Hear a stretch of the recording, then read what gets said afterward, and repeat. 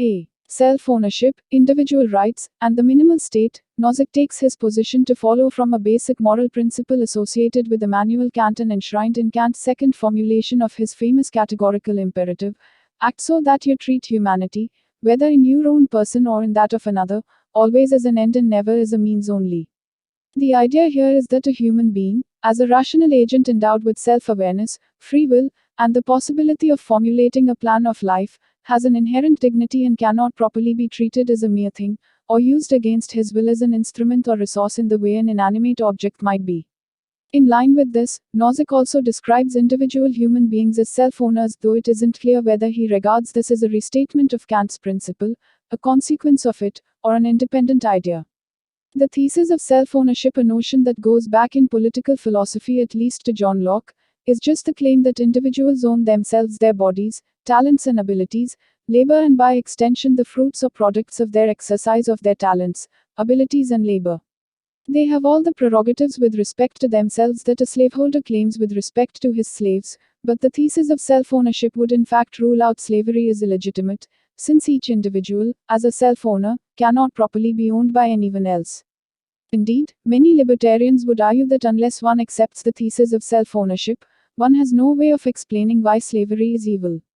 After all, it cannot be merely because slaveholders often treat their slaves badly, since a kind-hearted slaveholder would still be a slaveholder, and thus morally blameworthy, for that.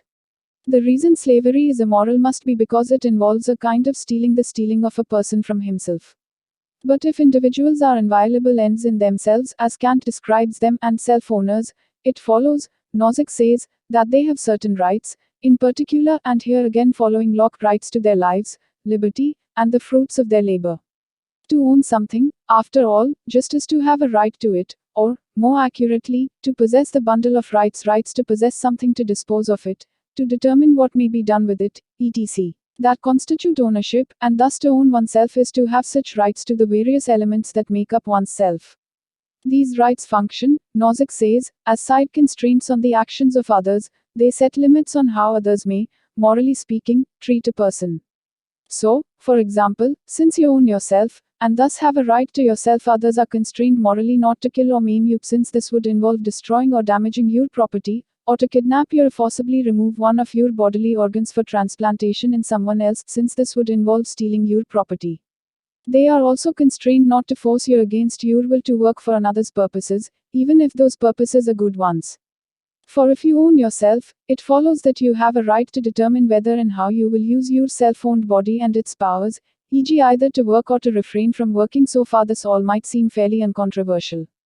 But what follows from it, in Nozick's view, is the surprising and radical conclusion that taxation, of the redistributive sort in which modern states engage in order to fund the various programs of the bureaucratic welfare state, is morally illegitimate. It amounts to a kind of forced labor, for the state so structures the tax system that any time you labor at all, a certain amount of your labor time, the amount that produces the wealth taken away from you forcibly via taxation as time you involuntarily work, in effect, for the state. Indeed, such taxation amounts to partial slavery, for in giving every citizen an entitlement to certain benefits, welfare, social security, or whatever, the state in effect gives them an entitlement, a right, to a part of the proceeds of your labor, which produces the taxes that fund the benefits. Every citizen, that is, becomes in such a system a partial owner of you, since they have a partial property right in part of you, i.e. in your labor. But this is flatly inconsistent with the principle of self-ownership. The various programs of the modern liberal welfare state are thus immoral, not only because they are inefficient and incompetently administered, but because they make slaves of the citizens of such a state. Indeed, the only sort of state that can be morally justified is what Nozick calls a minimal state or night watchman state, a government which protects individuals, via police and military forces, from force, fraud, and theft, and administers courts of law, but does nothing else. In particular, such a state cannot regulate what citizens eat, drink, or smoke, since this would interfere with their right to use their self-owned bodies as they see fit, cannot control what they publish or read, since this would interfere with their right to use the property they've acquired with their self-owned labor, e.g. printing presses and paper as they wish, cannot administer mandatory social insurance schemes or public education, since this would interfere with citizens' rights to use the fruits of their labor as they desire.